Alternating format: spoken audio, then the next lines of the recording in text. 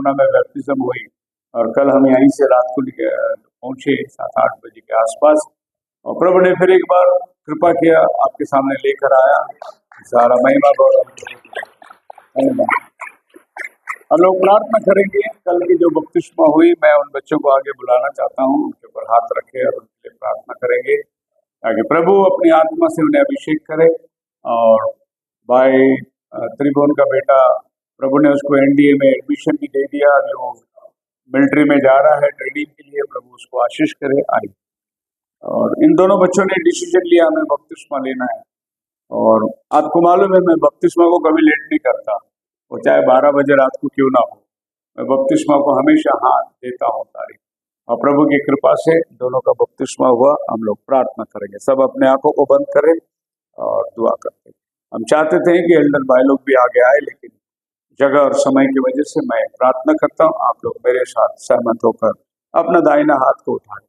धन्यवाद करते हैं प्रभु इन दोनों बच्चों के लिए जिन्होंने अपना जीवन को प्रभु तुझे समर्पित किया है। और आज प्रभु पाप की क्षमा की दशा जो तूने हमें एकमात्र रास्ता दिया है, यीशु मसीह के नाम में बपतिस्मा तो तुम्हें पवित्र आत्मा का वरदान होगा। और हम देखते हैं प्रेरित के किताब में कि लोगों ने उन पर हाथ रखकर उनके लिए प्रार्थना करी। आज हम इन बच्चों के लिए प्रार्थना करते हैं कि अपनी आत्मा से तो अभिषेक कर प्रभु, और जवानी के अभिलाषाओं से इनको दूर रख प्रभु, अपनी आत्मा के अगुवाई में चलने पाए खुदावन। तेरा वचन को अपने जीवन के तरकश बना ले और इसमें बने रहने की तो बड़ी कृपा कर प्रभु।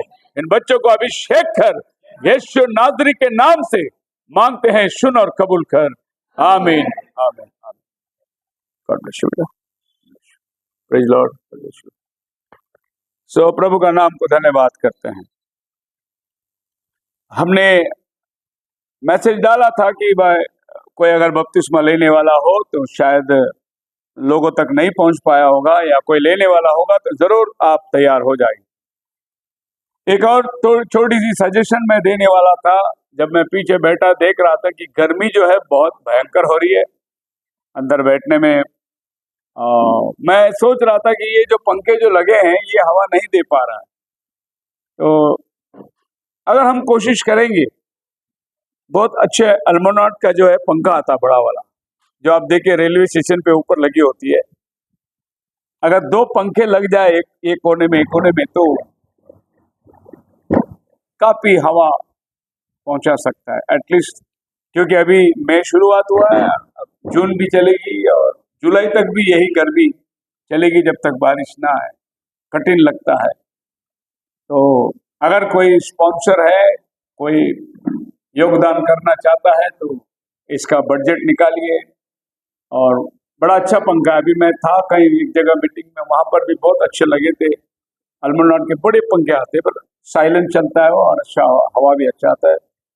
लोगों को बहुत ज्यादा परेशानी हो रही है और कुछ लोग गर्मी के कारण बाहर भी बैठना पड़ता है। लोगों को दिक्कतें हो रही है, पसीना हो रहा है। मुझे आदत है कितनी भी गर्मी में प्रचार करना। मैं सुबह गर्मी में रहता हूँ, शाम को ठंडी में रहता हूँ। जैसे मैं घाट ऊपर चढ़ता हूँ तो माहौल ठंडा हो जाता है, और जब मैं अंबरनाथ से करजत तक आता हूँ तो बड़ा गर्मी का माहौल। एसी भी गाड़ी की काम नहीं करती, लेकिन जैसे लोनावाला के ऊपर चढ़ा तो मौसम ठीक लगता है। मैं चाहूंगा कि अगर कोई योगदान करना चाहे या फिर हम लोग कलेक्टिवली उसको लेना चाहे तो भाई लोग थोड़ी इंटरेस्ट ले, उसकी बजट निकाले।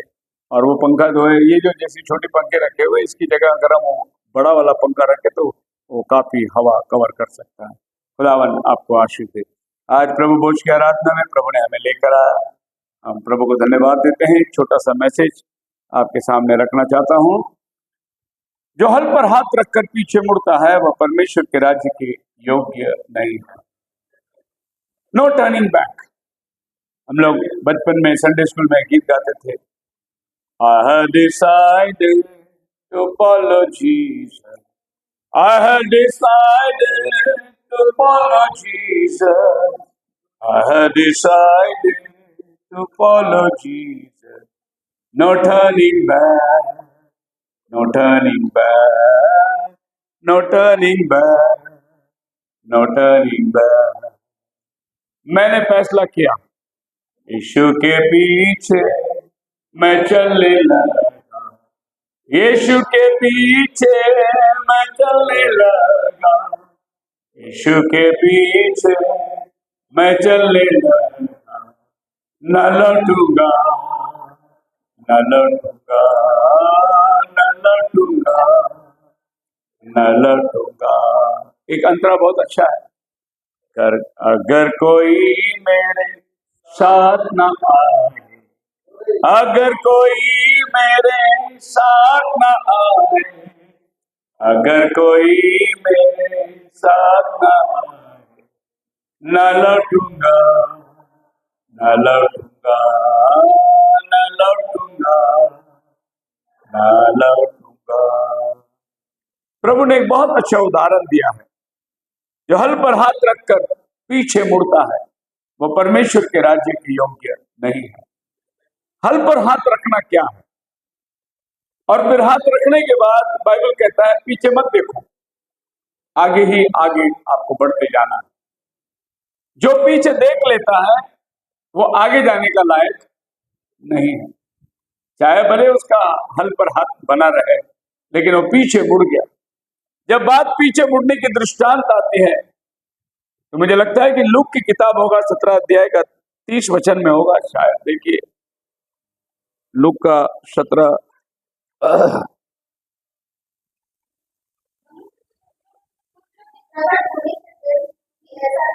हाँ हाँ जी, आगे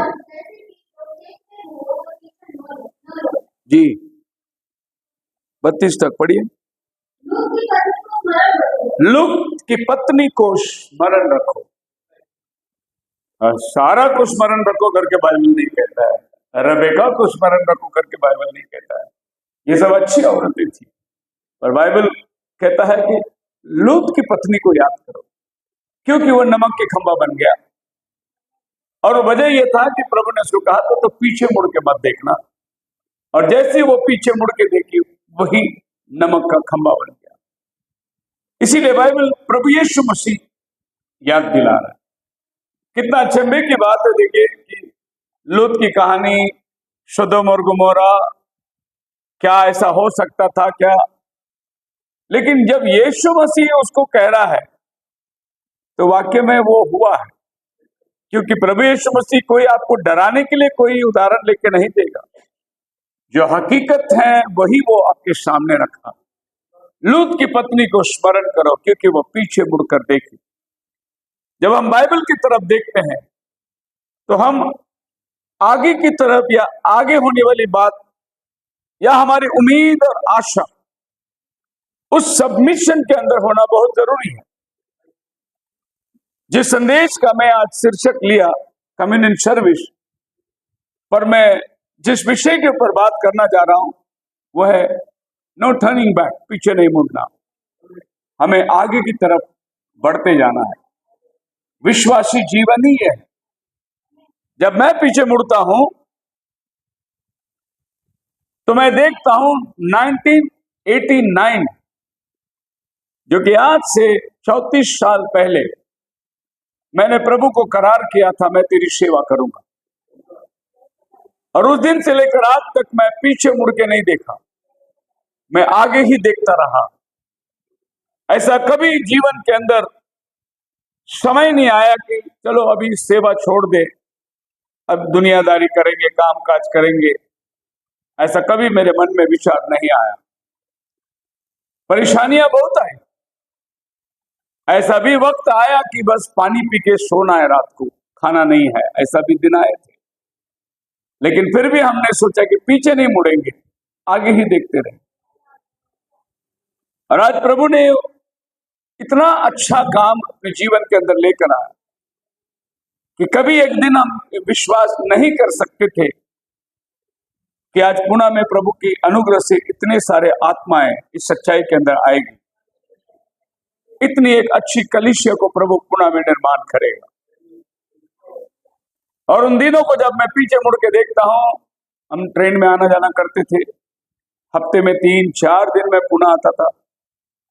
मंगलवार को मीटिंग होती थी, गुरुवार को मीटिंग होती थी, शनिवार को ताड़ीवाला रोड में मीटिंग होता था, शनिवार को रात को मैं बॉम्बे जाके संडे सवेरे चर्च करके फिर संडे शाम को मैं पुणे आता था। मतलब मैंने देखा कि अभी मैं पीछे मुड़ के देखता हूं तो ऐसा लगता है कि कैसे हो पाया हूं। आज की तारीख में वो नहीं हो पाएगा, लेकिन वो कैसे हुआ? प्रभु ने उस समय में हमारा साथ दिया। और छोटे छोटे जगहों के अंदर गुरुवार को प्राधिकरण में बाइबल स्टडी होती थी, और उन्हीं दिनों के अंदर ब्रदर मनोज, दादा, ये भी लोग प्रभु में आए, और ये लोग मुझे पिकअप करते थे, रात को रेलवे स्टेशन पे छोड़ते थे। अब 12 बजे तक हम खड़गी स्टेशन पे बैठे रहते थे। ट्रेन आए, 4 बजे मैं घर पहुंचता था सवेरे। कितने वर्षों की, लेकिन प्रभु ने ये काम व्यर्थ जाने नहीं दिया, क्योंकि वो प्रतिफल देने वाला परमेश्वर है।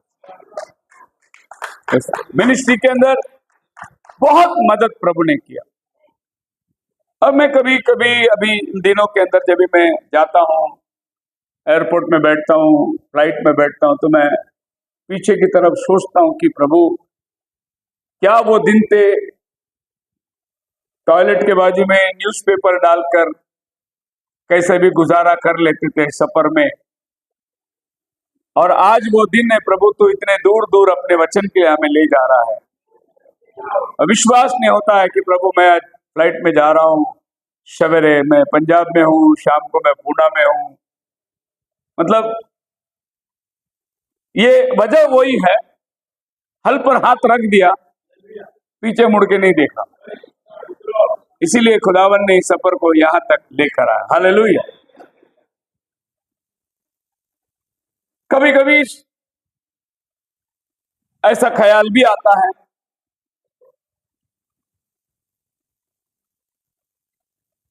कुछ बना नहीं पाए, ना संपत्ति बटोरने पाए। कभी कभी ऐसा ख्याल आता है, क्योंकि जब अपने ऊपर आरोप लगाते हैं तुमने क्या किया, तभी दुख होता है दिल में कि हमने क्या किया। संपत्ति बटोरना बड़ी बात नहीं है। अगर आज मैं खुदा से कह दूं तो खुदावन मेरे को सब दे देगा, लेकिन रिटायरमेंट कर देगा। और जितने सेवक लोगों ने खुदा से संपत्ति मांगी, घर गाड़ी घोड़ा मांगा, प्रभु ने उनको दिया, लेकिन उनके पास से प्रभु ने सेवा ले ली।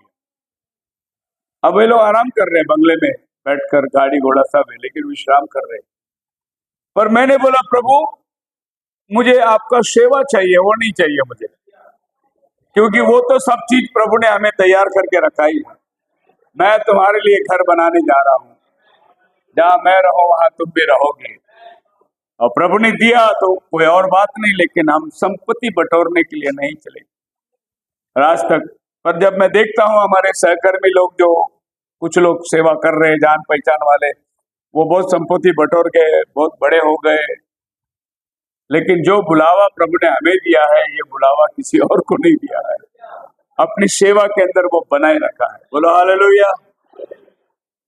अगर रिटायरमेंट हो जाए तो प्रभु देता। प्रभु हमारा न्याय नहीं कि किसी के भले कामों को भूल जाए, वो आपका सारा मेहनत का प्रतिफल सब आपको देगा। वो अपने दास को खाली नहीं रखता, लेकिन एक चीज वो वापस ले लेगा, वो है सेवा। वो ले लेगा और किसी और को दे देगा, क्योंकि नबी कहता है God is not respecter of man. मनुष्य क्या है उसके सामने? गंदे नाले के कीड़े के समान है। वो आपको ऑप्शन देता है काम करने का, आपको मौका देता है काम करने का। अगर आप नहीं करेंगे तो फिर प्रभु आपको साइड में कर देता है, और जो काम करना चाहता है उसको प्रभु काम देता है, क्योंकि काम प्रभु का आगे जाना चाहिए। काम नहीं प्रभु का रुकेगा। अब ये मौका आपको मिला, वो आपने फायदा उसको उठाना चाहिए। साधारण रीति से अगर प्रभु ने आपको चर्च में एक डीकन का ऑफर दिया, टुकराओ मत, एक बहुत बड़ा ऑफिस है वो। अगर आपको चर्च में प्रभु ने एक एल्डर का स्थान दिया, टुकराओ मत, वो बहुत बड़ा ऑफिस है। परमेश्वर के राज्य में आपको प्रभु ने एक काम दिया है, एल्डर के रूप में काम करना बहुत बड़ा काम है, छोटा काम है। मैं अभी बाहर बैठा था, मैं अभिषेक को ब्रदर को बोला, आके बेटा अभी अभी हॉस्पिटल से आए, अभी आप बैठो जाके अंदर आराम करो। तो ब्रदर बोले नहीं नहीं मैं खड़े रहता हूँ। जब हम प्रभु के भवन में आते तो मजबूर हो जाते, जो काम प्रभु ने हमें दिया है वो काम में हमें पाना बहुत जरूरी है। हालेलुया। और ये एक बहुत बड़ा सेवा है प्रभु, इसका एक एक क्षण जो है प्रभु ने आपके लिए लिख के रखा हुआ है, और वो आपको पगार देने वाला परमेश्वर है। बाइबल कहती है लूक चैप्टर 2 वर्स 51,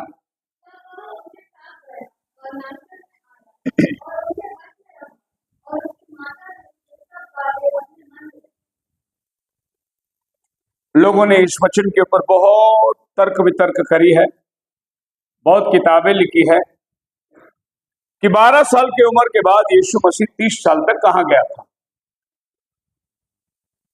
और कहना है लोगों का कि यीशु मसीह कहीं और चला गया, शिक्षण में चला गया, उसका कोई रिकॉर्ड बाइबल में नहीं है।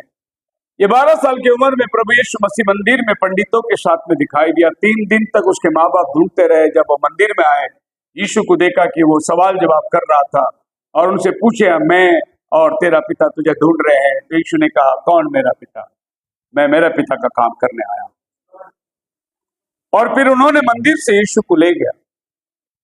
12 साल की उम्र में वो मंदिर से ले गया, और उसके आगे प्रभु यीशु मसीह 30 उम्र में आता है यूहन्ना बपतिस्मा देने वाले के पास। तो ये 12 उम्र से 30 उम्र तक ये जो 18 साल का फासला है, ये फासला कहां था? बाइबल स्पष्टता से एक ही लाइन में जवाब देता है, वो अपने माता पिता के अधीनता में था। अभी आप कल्पना मत लगाओ वो कहाँ गया था, कश्मीर आया था या इंग्लैंड गया था, कल्पना मत लगाओ। वो अपना समय आने तक वो अपने माँ बाप के अधीनता में था। और क्या देखते हैं हम, उसका पिताजी एक कारपेंटर था, और वो कारपेंटर का व्यवसाय के अंदर प्रभु यीशु मसीह अपने पिता के साथ उसके काम में लगा हुआ था। अगर आप इस बात को ऐसा देखेंगे तो मुझे लगता है कि उसके ऊपर की 2 वचन पढ़िए,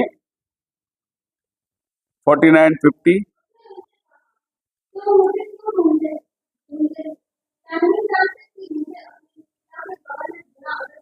मेरा पिता के भवन में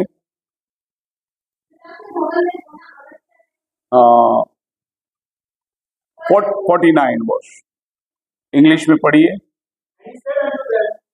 How is it that he sought me?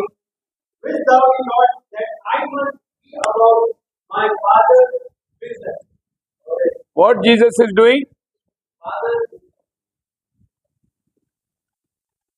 हम लोग भी बिजनेस करते हैं, हमारे पास प्रोडक्शन का, कंपनी का या और कोई भी बिजनेस के अंदर यीशु मसीह कहता है मैं भी मेरा पिता का बिजनेस में हूं।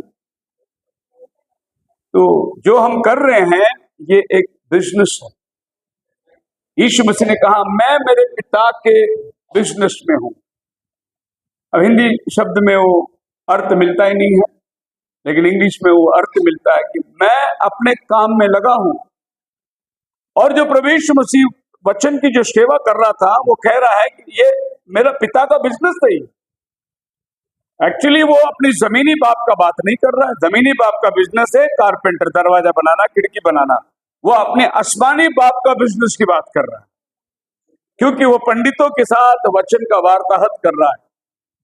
अगर वो खिड़की दरवाजा बनाया होता तो कहता मैं अपने बाप के बिजनेस में हूं, जोसेफ के बिजनेस में हूं। जोसेफ के बिजनेस में नहीं है, लेकिन 12 साल की उम्र में वो अपना बाप के बिजनेस में होते हुए लोगों ने उसको लेकर गया, बाप ने, यूसुफ ने उसको लेकर गया, और उसके आगे वो अपने बाप के अधीनता में रहा।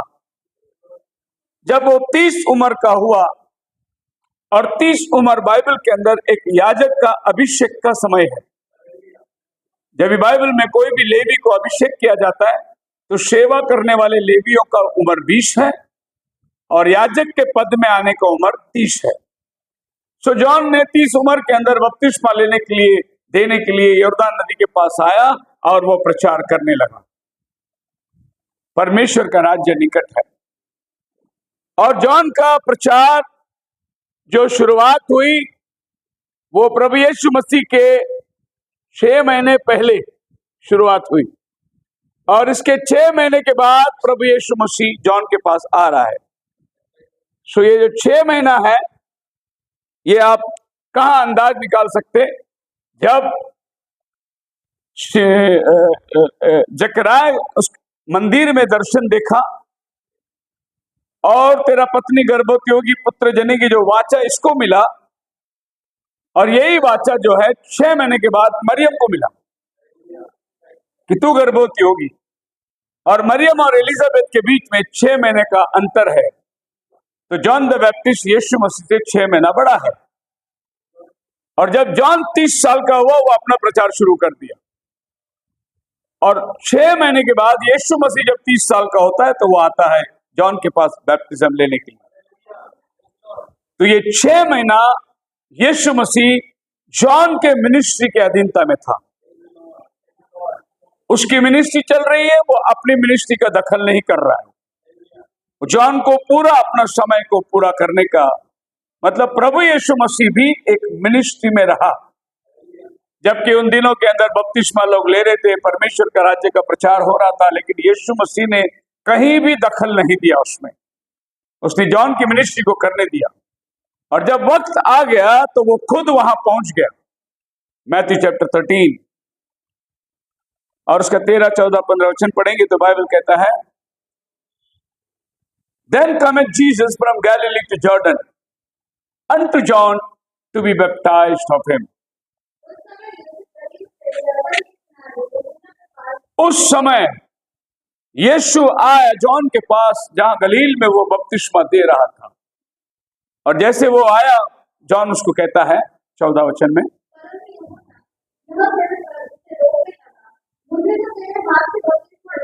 जी,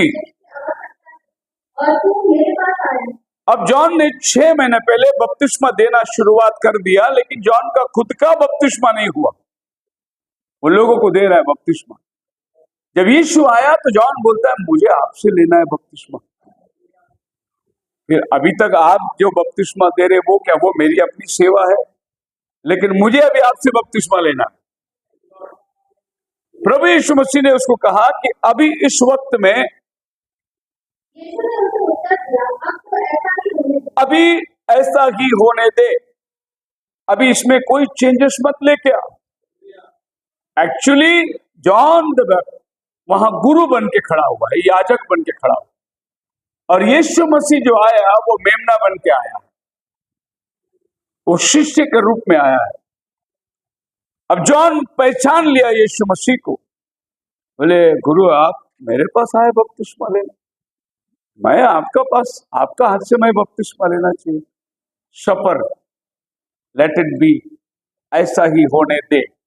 हम दोनों मिलकर, यस, फुलफिल ऑल राइचियसनेस, हम दोनों मिलकर सारे धार्मिकता को पूरा करेंगे। तो प्रभु यीशु मसीह जॉन को बोला, हम लोग अभी धार्मिकता को पूरा करेंगे। धार्मिकता क्या थी?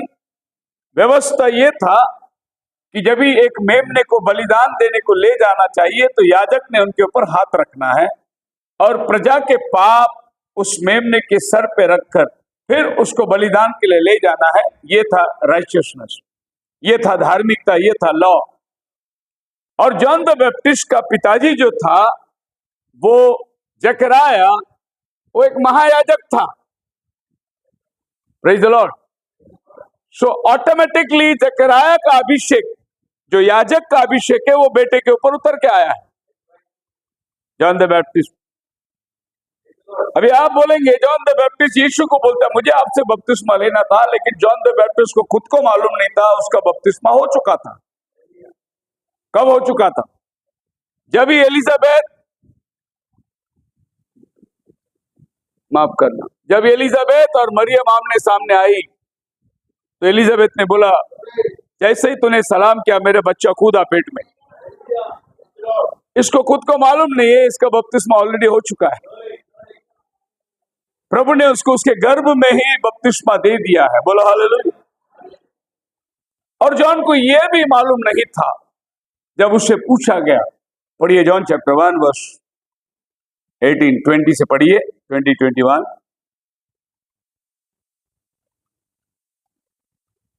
परमेश्वर को किसी ने कभी नहीं देखा है। परमेश्वर को किसी ने कभी नहीं देखा। यहोवा की गोद में जॉन चैप्टर, तब उन्होंने उससे पूछा, "तू कौन है? हाँ क्या तू एलिया है?" हाँ, उसने उससे कहा, मैं नहीं हूं। जबकि वो एलिया की आत्मा से परिपूर्ण है, लेकिन वो कहता है मैं नहीं हूं। उसको खुद को मालूम नहीं है कि उसके ऊपर कौन सी अभिषेक है, अभी कौन सा सेवा करने के लिए वो धरती पर आया है। एलिया नहीं, मैं एलिया नहीं। फिर अब है कौन? उसने कहा कि जंगल में पुकारने वाले का शब्द हूं मैं, परमेश्वर के लिए मार्ग तैयार करो। ये फोर रनर का मिनिस्ट्री उसके पास में थी।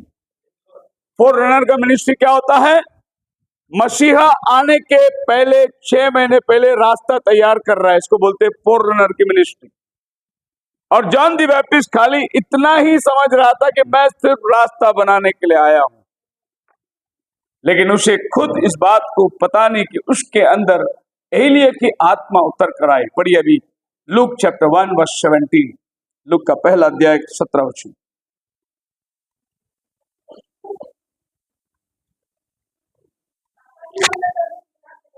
And he said, "Go before him in the spirit and power of Elias, to turn the hearts of the fathers to the children, and the disobedient of the wisdom of the church, to make ready a people." उसके लिए एक special ministry पहले ही announce किया गया है जब वो पैदा हुआ, कि वो एलिया की आत्मा से परिपूर्ण होकर आगे आगे होकर चलेगा, परमेश्वर के लिए एक मार्ग तैयार करेगा। अनाउंसमेंट उसके जन्म में हो चुका है कि वो एलिया की आत्मा से परिपूर्ण होकर आगे आगे चलेगा। बोलो हालेलुया। तो एक तो उसके जन्म में ही अनॉइंटिंग उतर कर आ गया उसके ऊपर कि ये एलिया के आत्मा से भरकर चलेगा। दूसरा, बपतिस्मा देने के टाइम पे प्रभु यीशु मसीह उसके पास आ रहा है। उस टाइम पे भी वो कह रहा है, प्रभु मैं आपसे बपतिस्मा लेना चाहिए। प्रभु ने बोला, हम दोनों मिलकर सेवा के काम को पूरा करेंगे। तेरे लिए भी एक टाइम अपॉइंटेड है, हमारे लिए भी एक टाइम अपॉइंटेड है। और 6 महीने के बाद यीशु मसीह आकर बपतिस्मा लिया। दूसरा शब्दों में कहेंगे तो protracted time of serving in submission to an anointed leader that can seem long and tedious. However, even Jesus was under submission for 30 years. And before he walked into the fullness of his assigned role, यीशु मसीह भी 30 साल तक अधीनता में रहा और फिर वो अपनी मिनिस्ट्री को स्टार्ट किया। जब वो अपनी मिनिस्ट्री को स्टार्ट किया तो वो जॉन द बैप्टिस्ट के सामने जाकर खड़ा हुआ है। और जॉन जब भी उसको देखता है तो कहता है 1 वर्स 29, जॉन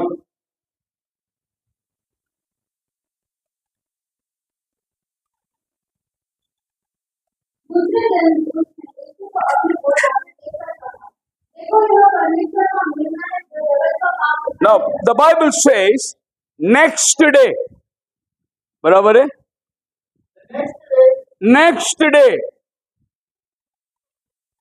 पहले दिन जब यीशु सामने आया, जॉन को यह नहीं मालूम था ये परमेश्वर का मेमना है करके। उसको सिर्फ इतना मालूम था मेरे सामने जो खड़ा है ये प्रभु है, लेकिन वो ये नहीं मालूम था कि प्रभु अभी मेमने का काम कर रहा है।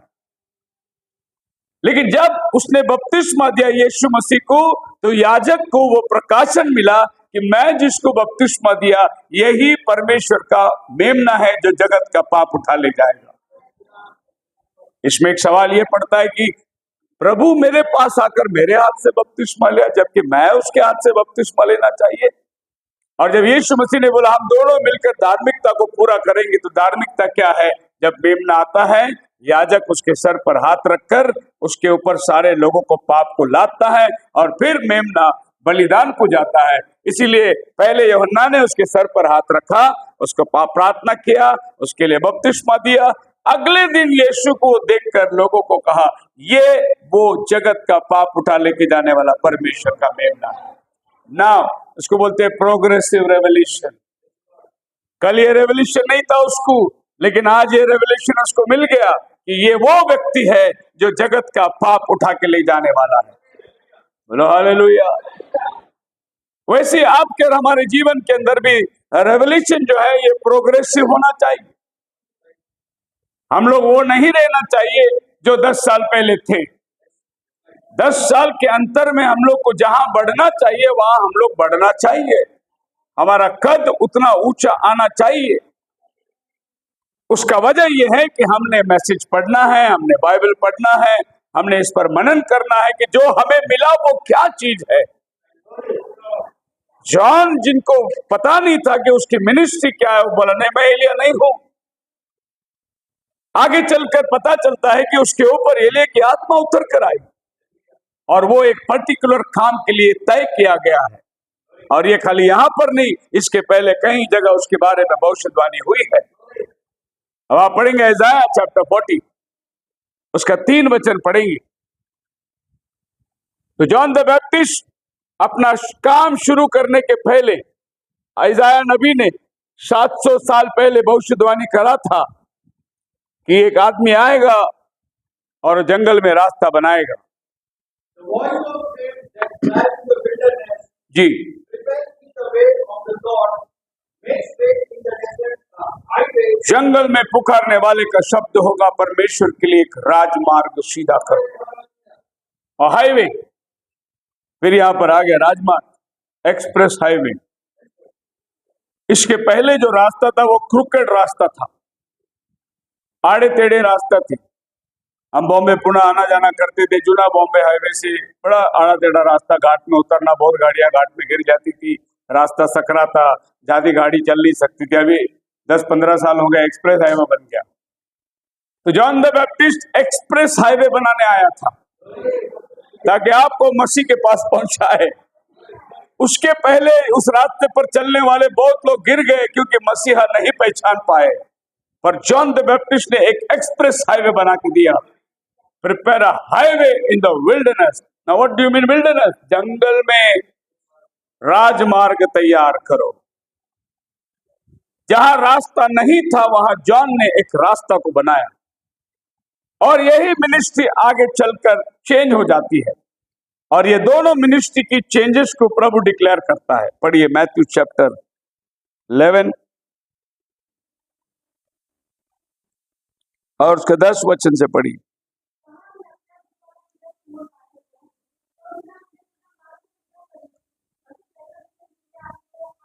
कौन पढ़ रहा है? जी जी,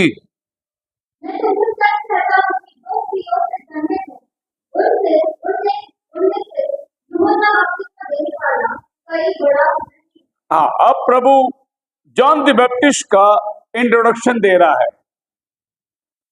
अब जीसस की मिनिस्ट्री शुरू हो गई, लेकिन अभी तक लोगों को जॉन का मिनिस्ट्री नहीं समझा।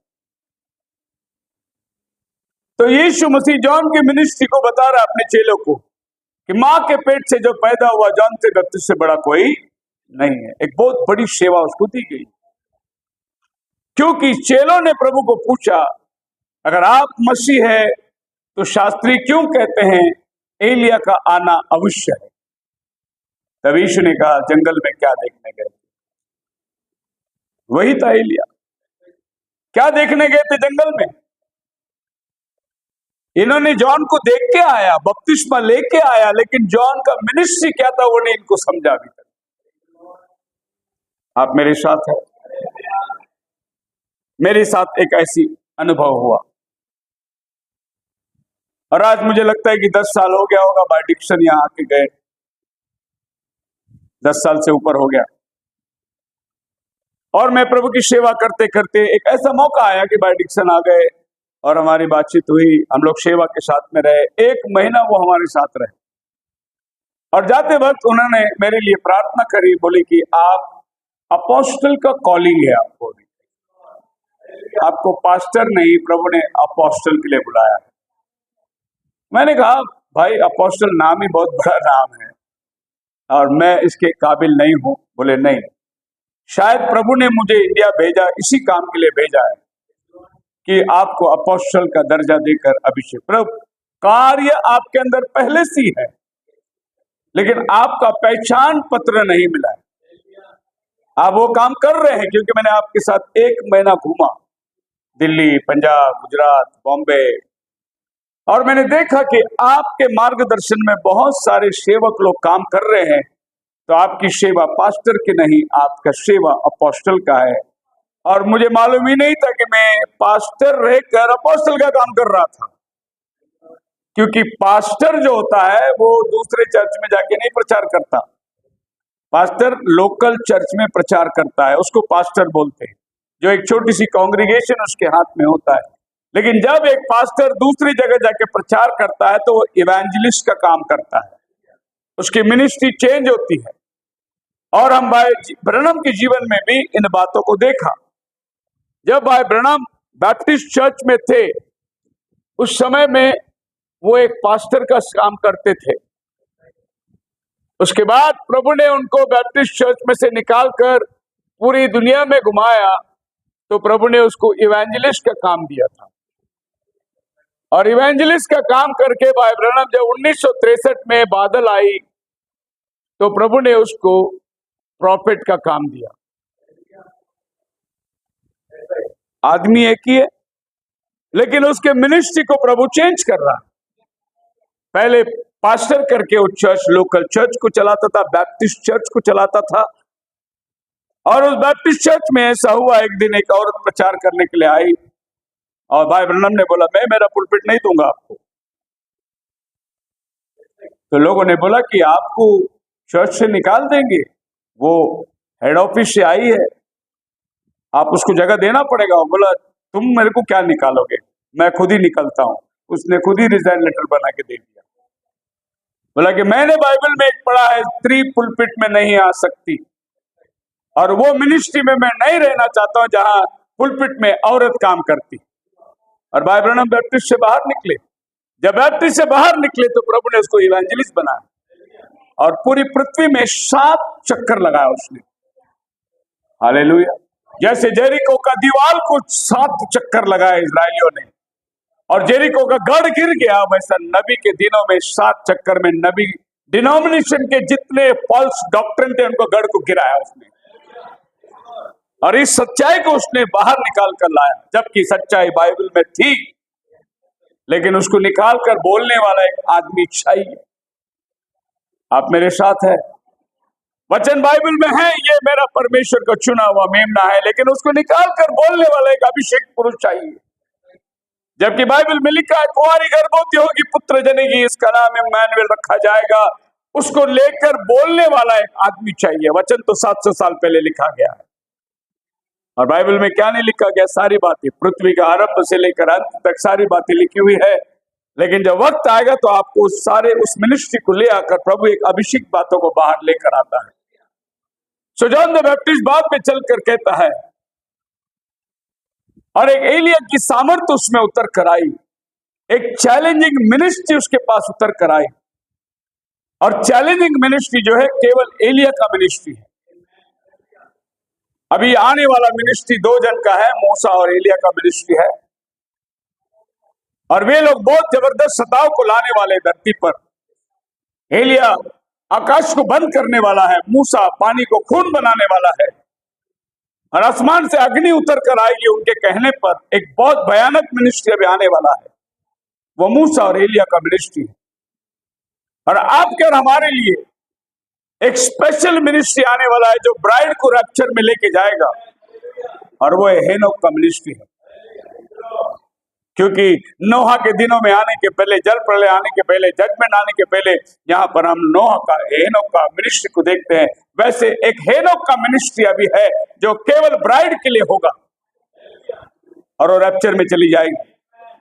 फिर जजमेंट प्रोनाउंस करने के लिए प्रभु मूसा और एलिया को भेजता है। उनका कत्ल होगा, वो 3 दिन उनके लाशें पड़ी रहेगी, फिर वो जी उठेंगे, स्वर्ग में चले जाएंगे। और फिर सारी मिनिस्ट्री जो है, जो प्रभु के पास से आने वाला सब मिनिस्ट्री खत्म हो जाती है। उसके बाद एक मिनिस्ट्री भयानक, वो है 19वां अध्याय में, प्रभु यीशु मसीह श्वेत घोड़े में चला आ रहा है जगत पर न्याय करने के लिए। वो एक ही मिनिस्ट्री बाकी है। सो मिनिस्ट्री चेंज होते जा रहा है। हल पर हाथ रखकर पीछे मुड़ के मत देखना। और जो मुड़ता है वो परमेश्वर के राज्य के लायक। तो यीशु मसीह ने वचन को कहा, आइए जाएंगे वो जगह पर बाइबल में जहां पर एक दिन आदमी हल पे हाथ रखा हुआ था और प्रभु उसको वहां से निकालकर दूसरा हल चलाने के लिए लग दिया। उसका नाम था Elisha. 1 Kings chapter 19 verse 19। So he departed thence and found Elisha, the son of Shaphat, who was plowing with 12 yoke of oxen before him. And he with the 12, and Elijah passed by him, cast his mantle upon him. ELISA को प्रभु ने कहा, जा और Elisha को तेरी जगह अभिषेक कर। ELISA की मिनिस्ट्री खत्म हो रही है और वो मिनिस्ट्री का मैंटल, वो जो चादर लेने के लिए एक दूसरा मिनिस्ट्री तैयार होना है। और जब एलीजा नीचे उतर कर आता है तो उसने देखा एलीशा खेत में 12 बैल रखकर आप 12वां बैल के पास खड़ा हुआ है। इसके आगे 12 बैल है, खेत में जोत रहा है। आपने अभी तक 2 ही बैल को जोतता हुआ देखा होगा, आगे 2 बैल खींचती है, लेकिन ये 12 बैल को लगाया मतलब ट्रैक्टर लगा के काम कर रहा हो।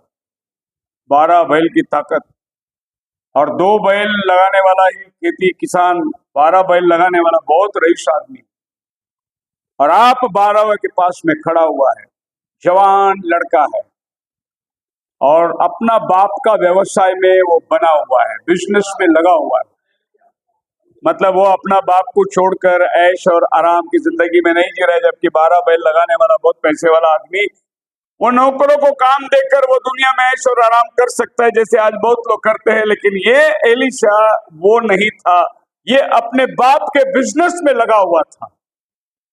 और एलीजा ने कुछ नहीं किया, सिर्फ जाकर उसके ऊपर चादर डाल दी और एलीजा आगे बढ़ रहा है। एलीशा कहता है, मेरे स्वामी रुक जा, मैं जाकर मेरे माँ बाप को पहले बाय कर देता हूं। तो एलीजा कहता है, मेरा क्या काम है तेरे साथ में, मुझे क्या लेना देना है तेरे साथ में। मुझे प्रभु ने जो बोला वो करने का मैंने कर दिया, चादर तेरे ऊपर डाल दिया, खत्म हो गई बात।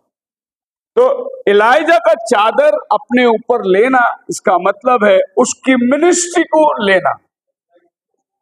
हालेलुया। और एलीशा ने नहीं मांगा मिनिस्ट्री, एलीजा को खुदा ने बोला कि जा एलीशा के ऊपर तो अभिषेक को कर दे। मतलब जो आदमी अपने बाप के बिजनेस में लगा हुआ था, वो पहले से चुना हुआ था कि एलिया के बाद में वो मिनिस्ट्री को आगे लेके जाएगा। और ये बात एलीशा को नहीं मालूम था। आप मेरे साथ हैं? मुझे नहीं मालूम कि एक दिन मैं पुलपिट में खड़े रह के प्रचार करूंगा, मुझे नहीं मालूम। लेकिन प्रभु जगत उत्पत्ति से पहले इस बात को ठहराया था। आप आज यहाँ बैठे होंगे ये आपको ही नहीं मालूम है, लेकिन प्रभु ने दुनिया बनाने से पहले आज का दिन ठहराया था कि आप आज यहाँ उपस्थित होंगे। आप मेरे साथ हैं? तो एलीशा चला गया और उसका काम क्या था? 21 के अंदर और एक थोड़ी बैल ऊपर पड़ी थी और बैलों का सामान भरा कर अपने लोगों को दे दिया। और उन्होंने खाया और उन्होंने मानकर एलिया के पीछे चला और उनकी सेवा कर। सो एलीशा अपने खेत में जो वो जोत रहा था, अपना बाप का बिजनेस में लगा हुआ था। एलिया ने आकर उसके अभिषेक को उसके ऊपर डाल दिया। अब ये कहता है, मेरे स्वामी थोड़ा रुको, मैं अभी आता हूं आपके पास। इससे पहले कि वो आगे बढ़े, वो पीछे गया, अपना जितना भी बैल था, खेती लंगर, वो सब लकड़ी को काटा और वो जो बैल था उसको काट कर बलिदान करके पकाया और सब वर्कर लोग को उसने खाना खिला दिया। और उसके बाद वो आगे बढ़ा एलीजा के साथ। दूसरी शब्दों में, जिस हाथ से वो अपने बाप का बिजनेस को पकड़ा था, हल पर हाथ रखा था, वो हाथ छोड़ दिया। अभी वो खुदा का बिजनेस को ले रहा है और अपना हाथ को बदल दिया है। बोलो हालेलुया। और इसमें चेंजेस क्या है? वो ये है कि जो काम वो कर रहा था उसको उसने पूरा कैंसिल किया। इसका मतलब ये है कभी बैकस्लाइड होकर अपना पुराना काम पे जाने का जो ब्रिज था उसको पहले उसने गिरा दिया। अगर मैं पीछे जाना चाहूं तो भी नहीं जा सकता। उसने पिछली जिंदगी का सारा कामकाज को खत्म कर दिया। बोलो हालेलुया। समझो, अगर ये बैल रहता किसी और आदमी को बोलता तू मेरा काम को संभाल, मैं जाके आता हूं, तो जाने के टाइम पे कभी विचार होता या तो इधर कोई प्रॉब्लम होता तो ये बोलते थे भाई बैल बीमार गिर गया है, जरा आके देख के जा, या 2 बैल मर गया आके देख के जा। तो एलीशा का मन में ये था, जब मैं इस हल में से इस हल में हाथ रखूं तो मैं पीछे मुड़ना नहीं चाहता किसी भी वजह से। बोलो हालेलुया। आप मेरे साथ हैं? मैंने बहुत से लोगों का जीवन में गवाही सुना, लेकिन बाद में मैंने देखा वो अपनी गवाही में बने हुए नहीं है। उन्होंने अपना हाथ को निकाल कर वापस अपने काम में लगा दिए और फिर वो अपने कामकाज में लगे हुए हैं, क्योंकि खुदावन ने उनको एक नया काम दिया था, लेकिन वो उस काम में पाए नहीं जा सकते। He burned the plow, cooked the cow. उसने पहले उन लंगर को, लकड़ी को तोड़कर उसको आग में जला दिया। वैसे ही जब प्रभु आपको दुनिया में से बुलाता है, तो जब आप प्रभु की तरफ मुड़ते हैं तो आपका पिछला जिंदगी को इसी तरह आग में जला दो, और वो क्रूस आपके लिए तैयार है जो लंगर का लकड़ी है। बोलो हालेलुया। जहां पौल कहता है मैं मसीह के साथ क्रूस पे मर गया हूं, और फिर उसके बाद आप इस हल पर हाथ रखकर चलो, वो आदमी कभी भी अपने लाइफ में पीछे मुड़ के नहीं देखेगा। बैकस्लाइड होने का कभी चांस उसके जीवन में नहीं आएगा। आप मेरे साथ हैं? So he sent out to follow Elijah. ये एक वक्त था जब इलाइजा ने अपना कपड़ा उसके ऊपर डाल दिया, और उस समय से लेकर एलीशा को इलाइजा के साथ 10 साल रहना पड़ा। ये 10 साल एलीशा की ट्रेनिंग हो रही है। ये कपड़े अपने ऊपर डालने से जो अभिषेक उसको मिला है उसकी ट्रेनिंग हो रही है। पर एक टाइम आ गया, वो पूछता है तू क्या करना चाहता है, मैं तेरे लिए क्या करूं। अब जाने का टाइम हो गया। 2 राजा 2 अध्याय के अंदर बोले क्या चाहिए तुझे, मैं तेरे लिए करूं। उसने कहा तुझमें जो सामर्थ्य है उसका दुगना सामर्थ्य मुझे चाहिए, और वो दुगना सामर्थ्य के लिए वो वेट कर रहा है। फिर पहले जो चादर डाला गया था वो क्या था? वो उसकी बुलाहट थी, उसकी कॉलिंग थी। जैसे प्रभु यीशु मसीह ने अपने चेलों को बुलाया और 3.5 साल उनके साथ सेवा किया, उसके बाद उनको उसने लेके आया ऊपरी कोठरी पर पेंटिकोस का दिन, और यहां से इस कोठरी में आने के लिए 3.5 साल का फासला था। और बाद में प्रभु ने पवित्र आत्मा को उंडेल कर इस पेंटिकोस के दिन में उनको अपनी सामर्थ्य से भर दिया। फिर वो क्या था? जब प्रभु ने चुंगी लेने वाले को बोला मेरे पीछे हो ले, जबदी के पुत्रों को बोला मेरे पीछे हो ले, ये मच्छी पकड़ रहे थे, ये चुंगी ले रहा था, इस तरीके से लोगों को जमा किया और अपने साथ 3.5 साल रखा। ये उनकी अपनी कॉलिंग थी। लेकिन जब टाइम आया, प्रभु बोला अब मैं अपना आत्मा को तुम में उंडेलने वाला हूं, और पेंतिकोस की ऊपरी कोठरी में प्रभु ने अपना आत्मा को उनमें उंडेल दिया, और उसके बाद उनकी मिनिस्ट्री स्टार्ट होती है, अपोस्टोलिक मिनिस्ट्री, डॉक्ट्रिन बड़े जबरदस्त सामर्थ्य से स्टार्ट हो रहा है। बोलो हालेलुया। तो ये वाला चादर डालना एलीशा के ऊपर, और एलीशा अपने दुनियावी कामों को छोड़कर प्रभु के काम में लग जाना। अब एलिया की सिर्फ वो सेवा टहल कर रहा था, उसको पानी देना, उसकी सेवा करना, उसके साथ चलना, यही कर रहा था। लेकिन जब एलिया का जाने का टाइम हो गया, अब प्रभु एलीशा को इस्तेमाल करने वाला है। प्रभु एक और चादर उसके ऊपर डालता है, और वो चादर अब जमीन से नहीं आती है, वो चादर अभी आसमान से आती है।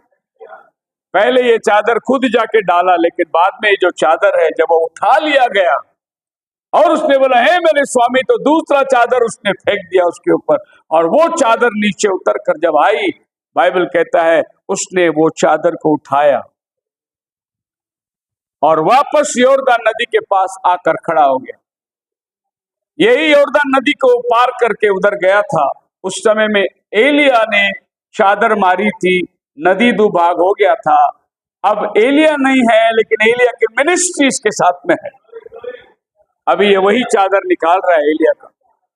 और वही चादर को लपेट के अभी पानी पे मार रहा है, लेकिन मारते वक्त वो क्या बोलता है? कहाँ है एलिया का खुदा? क्या बोल रहा है? एलिया का चादर तो है मेरे पास, लेकिन एलिया का खुदा है क्या मेरे पास? उसको इस बात की खातरी चाहिए, मिनिस्ट्री तो मिल गया, लेकिन ये मिनिस्ट्री खुदा ने दिया है क्या? क्या ये मिनिस्ट्री के साथ खुदा रहेगा क्या साथ में? बोलो हालेलुया। अजी बहुत लोग चर्च चला रहे, थोड़ा बहुत वचन आ गई, ज्ञान आ गई, वो भी जाके चर्च चला रहा है, वो भी फुदक रहा है वहां पर। कोई थोड़ी ज्ञान आ गई, नॉलेज आ गई, थोड़ा वचन को घुमा फिरा के बाद वो भी जाके चर्च चला रहा है। आपके चर्च चलाने में और खुदा के सामर्थ आपके साथ रहने में अंतर है कि खुदा आपके साथ है क्या इस काम के अंदर, सेवा कर रहे हैं। सो एलीशा ने चादर को लपेट के बोला, कहाँ है एलिया का खुदा? कहाँ है बोलने का मतलब ये है, क्या मेरे साथ है क्या तू? ये पूछ रहा है उसको। लेकिन वो ऐसा नहीं पूछता है क्या तू मेरे साथ है क्या, पर वो पूछता है कहाँ है एलिया का खुदा? और जैसे इसकी चादर पड़ी नदी पर, नदी दो भाग हो गया, इसका मतलब खुदा उसके साथ है। हालेलुया। अगर खुदा आपके जीवन में चमत्कार करता है, वो आपके साथ है। प्रभु ने ये नहीं बोला ऊपर से कि मैं हूं तेरे साथ में तो आगे बढ़, ऐसा नहीं बोला। तू जो काम कर मैं करके दिखाऊंगा कि मैं तेरे साथ हूं या नहीं हूं। मोसेस को पहले ही प्रभु ने चुना था, उस गुलामी के अंदर में वो पैदा हुआ था। 3 महीने मां ने उसको छिपा के रखा, बाद में नहीं छिपा सकता, उसने उसको एक टोकरी बनाकर नील नदी में छोड़ दिया, यानी उसने खुदा के हाथ में छोड़ दिया। ये मेरे बस की बात नहीं है। कल चलकर अगर मालूम हो जाए कि बच्चा मेरे घर में मैंने छुपा के रखा, तो राजा इस बच्चे का कत्ल कर देगा। तो 3 महीने के बाद मां ने ये सोचा कि ये बच्चा अगर मैं नहीं संभाल सकता, मैं इसको खुदा के हाथ में देता हूं। अगर खुदा ने इसको हमारा बचाव देने वाला भेजा है, तो ये खुदा के हाथ में देना चाहता हूं। और उसकी मां ने नील नदी पर बैठकर वो बच्चे को एक टोकरी बनाए, उसको राल लगाए, और मगरमच्छों से भरा हुआ नदी था, उसमें उसने टोकरी को छोड़ दिया। खुदावन इसकी रक्षा करेगा। अगर ऐसी कोई समस्या है आपके जीवन में जिसको आप हैंडल नहीं कर सकते, उसको खुदा के हाथ में दे दो, खुदावन उसको हैंडल करेगा बराबर। हालेलुया। और ये नील नदी की टोकरी जा रही है। मरियम कहती है माँ से कि मैं थोड़ी देर देख के आता हूँ, और माँ बाप घर में चले गए, हारून भी घर में चला गया। मरियम देख रही थी टोकरी कहाँ जाता है। बहुत जबरदस्त ये मरियम की एक अपनी मिनिस्ट्री थी। और जब वो देखा कि पारो की बेटी नहाने को आ रही है, उसने टोकरी खोल कर देखा, उसमें बच्चा है, और वो गुलाम का बच्चा है। 10 कमांडमेंट में आपको स्टोरी बहुत अच्छी से इसका छपाया दिया गया है। और उसने उसको पानी से निकाला, बोला पानी से मिला, उसका नाम उसने मोसेस रखा। मोसेस का मतलब पानी से आया हुआ। और वो बच्चे को पालने लगी। कहाँ लेके गई? अपने घर में, यानी पारो के घर में प्रभु ने मोसेस को ले जाके रख दिया। अब मोसेस जिसके हाथ से छुड़ा के लाना है, उसी के घर में वो पल रहा है। और ये लोग बोल रहे थे हमारा मसीह आएगा, मसीह आएगा, मसीह आएगा। तो पारो ने सोचा जितने बच्चे हैं सबका कत्ल कर दो, अगर इनका मसीहा पैदा हुआ रहेगा तो मर जाएगा वो। और दूसरे बच्चों को वो मार रहा है, लेकिन उसका दुश्मन उसके घर में पड़ रहा है, उसके गोद में बैठा हुआ है। अब पारो को ये सड़े कि मेरी बेटी का बच्चा है, पर उसको मालूम नहीं कि यही है उससे हाथ से उसको छुड़ा के लेके जाने वाला। और नबी कहता है कि एक ही खिड़की थी, मोसेस भी खड़ा है, पारो भी है, और कहता है देख ये सब गुलाम है, यहूदी लोग हैं, इनको हमने गुलाम बना के रखा है। और मोसेस भी उसी खिड़की से देख रहा था, लेकिन मोसेस का अपना मन में गवाही है, नहीं ये गुलाम नहीं, ये मेरे भाई लोग हैं। और प्रभु ने मेरा जन्म इसीलिए किया कि मैं इनका छुड़ाने वाला बन जाऊं। खिड़की एक ही है, देखने का नजरिया अलग है। हालेलुया। बाइबल एक ही है, लेकिन जब इसको ट्रिनिटी वाला पढ़ता है तो वो पिता पुत्र पवित्र आत्मा 3 खुदा देखता है। और इसको कोई वननेस वाला पढ़ता है तो तीनों भी एक ही खुदा है। इज़राइल सुन, तेरा परमेश्वर एक है। खिड़की एक ही है, देखने का नजरिया अलग अलग है। पता नहीं किसी को यहोवा विटनेस वाले के आंखी में डाल के चश्मा पढ़ोगे तो उसमें 2 ही खुदा दिखेगा, पवित्र आत्मा माइनस कर दिया उन्होंने। तो पोस खिड़की के अंदर से जब ये देख रहे थे तो दिखाई दे रहा था एक ही। आज आपके लिए एक स्पेशल कॉलिंग है, वो मैं आपको ये बताना चाहता हूं कि जैसी चादर एलीशा के ऊपर पड़ी, उसके बाद में एलीशा की नजर जो है एलिया के ऊपर बनी रही। एक टाइम आया, दूसरा अध्याय दूसरा राजा में एलिजा कहता है कि मैं गिलगाल जा रहा हूं, तो यहां रुक जा। एलीशा ने बोला मैं नहीं रुकने का, मैं तेरे साथ वहां चलूंगा। गिलगाल में जाने के बाद उसने कहा कि अब मैं जाना चाहता हूं बेथेल को, तू यहां रुक जाओ। बोला नहीं, मैं यहां नहीं रुकूंगा, मुझे बेथेल तेरे साथ जाना है। बेथेल के बाद में उसने कहा मैं यॉर्दान जाना चाहता हूं। एलीशा बोला मैं नहीं यहां रुकूंगा, मैं तेरे साथ चलूंगा। सो आपको मालूम है गिलगाल, अगर मौका मिले तो मैं इसके ऊपर प्रचार करूंगा। गिलगाल का मतलब है रोल्ड अवे, तेरे अधर्म को मैंने दूर कर दिया, क्योंकि गिलगाल में दूसरा बार खतना होता है, रोल्ड अवे। उसके बाद वो चले गए बेथेल को, और बेथेल जो है हाउस ऑफ गॉड, प्रभु का घर, यहां पर प्रॉफिट लोग का कॉलेज था, बाइबल कॉलेज थी उधर। तो एलिजा एलीशा को बोलता है बाइबल कॉलेज में जाओ, बोलता नहीं मेरा स्पेशल कॉलिंग है, मैं बाइबल कॉलेज में नहीं रुकने वाला हूं, मैं तेरे साथ चलने वाला हूं। और बेथेल के बाद में जब लोग आए जॉर्डन, जॉर्डन का मतलब है डिसेंडर, नीचे जाना या मरना। मतलब एक आदमी को रैप्चर में जाने के लिए पहला उसको जॉर्डन में मरना जरूरी है। और जिस दिन हमारा बपतिस्मा हुआ उस दिन हम लोग जॉर्डन पार करके आए। जिस दिन हमने कन्फेशन किए उस दिन हमने गिलगाल पार करके आए। और जिस दिन हमने बाइबल स्टडी में जाकर बैठकर वचन सीख रहे थे, हम बेतेल को पार करके आए। अभी हम लोग सब यॉर्दन पार करके बैठे हैं कि वो रथ आएगा और एलिया को उठा लिया जाएगा और मैं उसको आंखों आंख देखने वाला हूं। सो वाला मैं आऊंगा यॉर्दन, मैं नहीं रुकूंगा यहां पर। और ये एलीशा के साथ एलिया और एलीशा दोनों यॉर्दन पार करके चले गए, नदी दो भाग हो गया। अभी मेरे साथ बस एक क्षण के लिए आप इस बात को सोचिए कि जब एलिया वापस आ रहा, एलीशा वापस आ रहा था एलिया को छोड़कर, तो बेथेल वासियों ने उनको देखा और बोला अरे इसके अंदर एलिया की आत्मा दिखाई दे रही है ना, क्योंकि इसने बिल्कुल वैसा ही नदी फाड़ा जैसा एलिजा ने नदी को फाड़ा था। तो बेथेल वासी वही रह गए, बेथेल वासी डिनोमिनेशन है आज का, लेकिन एलीशा आज का ब्राइड है। वो वहीं रह जाएंगे अपनी संस्था के अंदर, लेकिन दुल्हन जो है वो निकलकर रैप्चर की भागी हो जाएगी। आप मेरे साथ है? Hallelujah, hallelujah. सो एलीशा जो है वो रैप्चर को दर्शा रहा है। एलिजा उठा लिया गया और एलीशा भी दुनिया में बैठा है, एलिया का काम कर रहा है। ये काम को हासिल करने के लिए उसको 10 साल लगे और अपनी नजर उसके ऊपर टकटकी बना के लगे। दूसरे शब्दों में मैं आपको अगर आसान तरीके से बताना चाहूं तो बड़ी बड़ी रिवाइवल मिनिस्ट्री जो हुई थी, उसके जाने के टाइम में प्रभु दूसरा एक व्यक्ति को तैयार करता है और वो मिनिस्ट्री को चेंज कर देता है। जैसे पौलुस की मिनिस्ट्री को तीमुथियुस के पास देकर और फिर पौलुस आगे गुजर गया।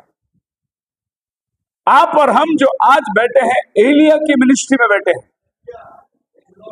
एलिया चला गया, सामर्थ एलीशा को देख के चला गया। अब एलीशा के पास में एलिया का सामर्थ है, इसीलिए उसने बोला एलिया का खुदा किधर है? आप मेरे साथ है? दूसरे शब्दों में मैं आपको आसान तरीके से बोलने जाऊं तो ऐसा बताना चाहूंगा, अगर आप एलिया की पुस्तक को देख के चलोगे तो एक दिन आप एलिया का काम करोगे। और आज हम लोग जो देख रहे हैं हमारा नबी का फुटस्टेप को देख रहे हैं, जो 20वीं सदी में उसने काम करके किया। और बाइबल में जितने लोगों ने अपने गुरु का फुटस्टेप को देखे वो काम करके दिखाए। मतलब आज ये पृथ्वी में आपका और हमारा काम क्या है? हमने हल पर हाथ रखे, पीछे मुड़ के नहीं देखना है। हमारा नजर कदम कदम इस संदेश के ऊपर होना बहुत जरूरी है। कहां कहां संदेश ने क्या किया, कहां कहां नबी ने क्या कहा, कहां कहां नबी ने इस चीज को मना किया, इस चीज को अनुमति दी। हमारा नजर टकटकी लगाकर अगर मैसेज में बने रहेंगे तो वो काम जो भाई ब्रैनम ने किया वो आज दुल्हन भी कर सकती है। हालेलुया। लेकिन बहुत बार बाइबल के अंदर मिनिस्ट्री प्रभु ने जिसको दिया वो फेलियर हो गया। शिमशोन को प्रभु ने उठाया, एक बांझ औरत को गर्भ धारण दिया, जबकि शिमशोन की मां जो है वो बांझ थी। प्रभु ने दर्शन देकर कहा कि तेरे संतान होगा, उसके सर पे चूरा मत फेरना, और जब तक वो तेरे गर्भ में है तू दाखरस मत पीना। उसको एक कमीशन दिया था, और शिमशोन जब आया तो उस कमीशन को लेकर, लेकिन आगे चलने के बाद उसकी दोस्ती डिलाइला के साथ हो गई, और वो जाकर रोज डिलाइला के गोद में सोने लगा।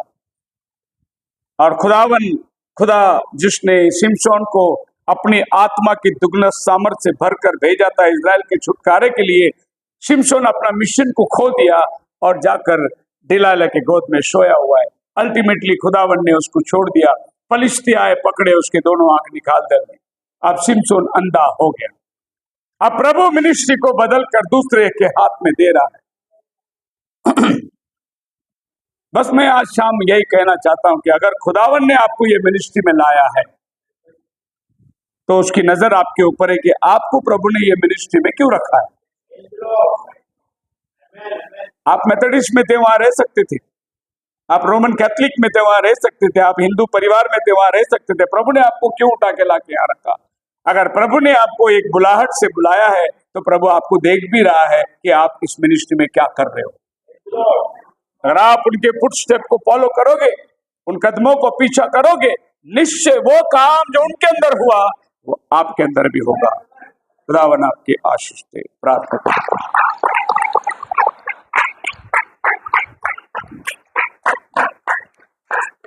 कम्युनियन की तैयारी हो रही है, तो प्रभु के सानिध्य में जाकर पश्चाताप का एक गीत गाएंगे और अपने मन को तैयार करेंगे।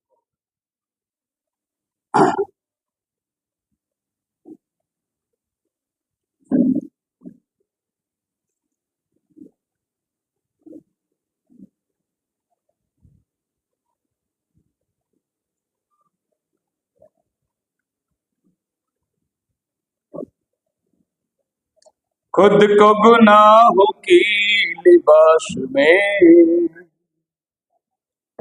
कब तक छिपाता रहेगा, ये ना कभी तू भूलना, यीशु है तुझको देखता, ये ना कभी तू भूलना, यीशु है तुझको देखता। खुद को गुनाह की लिबास में, खुद को गुनाहों की लिबास में कब तक छिपाता रहेगा, ये ना कभी भूलना, यीशु है तुझे देखता, ये ना कभी भूलना, यीशु है तुझे। खुद को गुनाहों की लिबास में, खुद को गुनाहों की लिबास में जाना हकीकत को फिर भी अनजान क्यों बन रहा है, जाना हकीकत को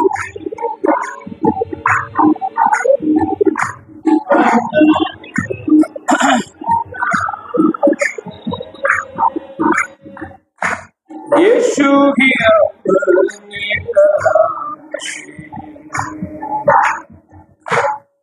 शाप तेरा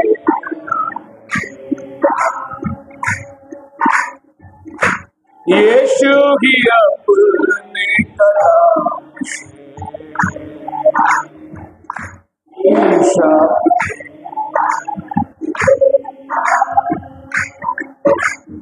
खुद को गुनाह की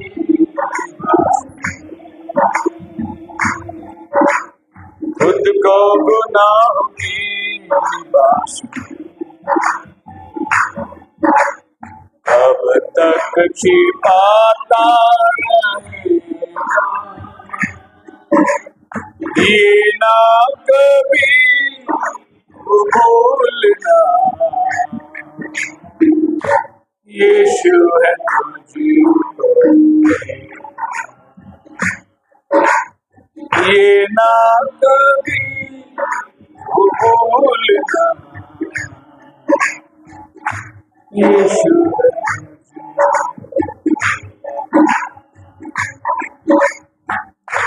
घायल न कर अब मसीह को, सूली पे फिर ना चढ़ा उसको, घायल न कर अब मसीह को, सूली पे फिर ना चढ़ा उसको, जैसा यहाँ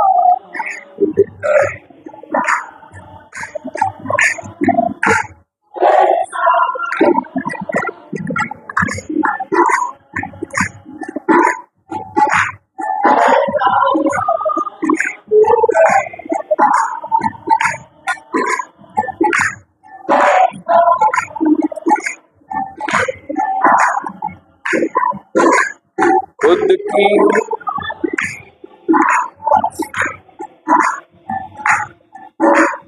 खुद को गुनाह की लिबास में कब तक छिपाता रहेगा, ये ना कभी भूलना यीशु है तुझको देखता, ये ना कभी भूलना यीशु है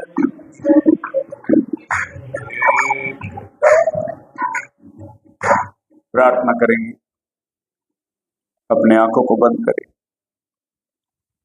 खुदा बाप आसमानी, हम गुनहगार हैं, हमसे गलतियां होती है, हम संसार में रहने के टाइम प्रभु हमारे विचार, हमारा सोच, हमारा देखना, हमारी लालसाएं बहुत सी बार प्रभु चुक जाते हैं हम, लेकिन तू बार बार अपना लहू और रोटी लेकर आता है, तुम इसे खाओ तुम्हारे अंदर जीवन होगा।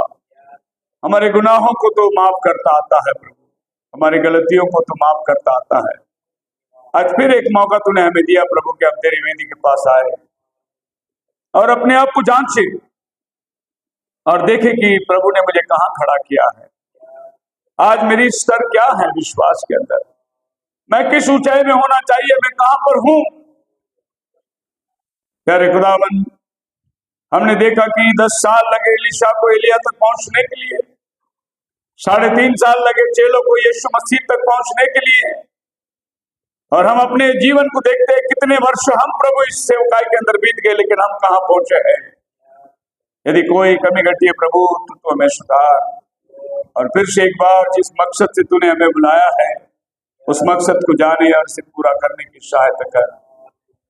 ये रोटी खुदावन जो बच्चों की रोटी है, चंगाई की रोटी है प्रभु, आज इस रोटी में से जो लोग खाएंगे उनके शरीर की दिनहीन कमी घटियों को प्रभु तू दूर करना। मेरे भाई बहन जो बीमार की अवस्था में है, तकलीफ में, परेशानियों में, प्रभु ये रोटी उनको ताकत और जीवन देगा। ये लहू उनके गुनाहों को माफ करेगा प्रभु, तेरे लहू में आज भी सामर्थ्य है। इस लहू को तो आशीषित कर और ये रोटी को आशीषित कर, और इससे पहले कि हम इसे लेने को आए, हम अपने आप को लीन और नम्र करके ये तीसरे विधि जो तूने सिखाया कि भाइयों का पैर धोना, हम आपस में एक में के पैर धोकर तेरे सम्मुख में लीन और नम्र बन के आते हैं।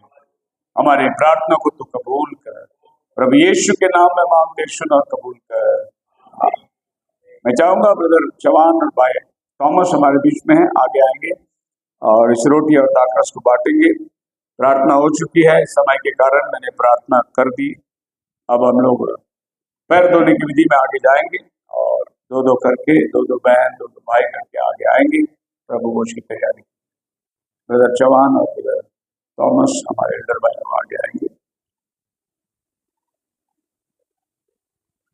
और कुछ गीतों को गाकर हम परमेश्वर की प्रसन्न, जब तक कम्युनिटी सर्विस की तैयारी हो रही है,